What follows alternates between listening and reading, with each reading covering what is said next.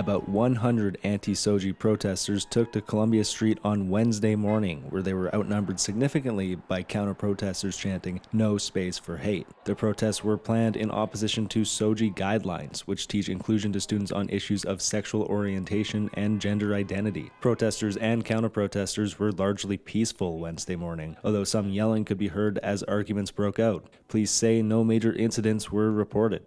I think we need more people to come out that don't realize, because it seems to be a little less of us and more of them. And I don't know if parents and grandparents are being informed about this. I've never been to a rally. I've never voted. This was something that meant a lot to me, and I came down.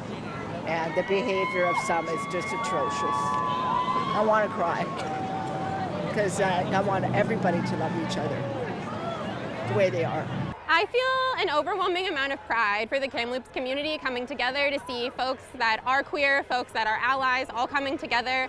I feel, a mix of excitement and pride, a little bit of nerves, but I feel just overwhelmingly more optimistic seeing the support that we have. At about 10:30 a.m., anti-SOGI protesters began to head towards the SD73 office on 9th Avenue, where they gathered outside the front doors, with counter-protesters arriving shortly after. I think they're too young to be taught the things that are being taught right now, especially the sexualization of minors and small children is unacceptable. I don't think that schools should be doing that sort of teaching, and it's really about the kids.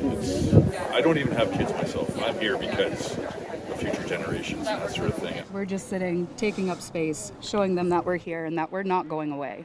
I just think that it's important to protect the queer kids just as much as any other child, and they should have the rights to be who they are, just as anyone else. Many critics of SOGI guidelines claim teachers and schools are grooming children and pushing homosexual and trans ideas onto them. School District 73 Superintendent Rhonda Nixon told Castanet Kamloops that SOGI isn't a dedicated curriculum, but a set of resources used to explore curricular themes and competencies. Nixon said no major issues were reported on Wednesday at SD73 schools, a number of which altered schedules to keep students inside while protesters marched nearby. For Castanet Kamloops, I'm Josh Dawson.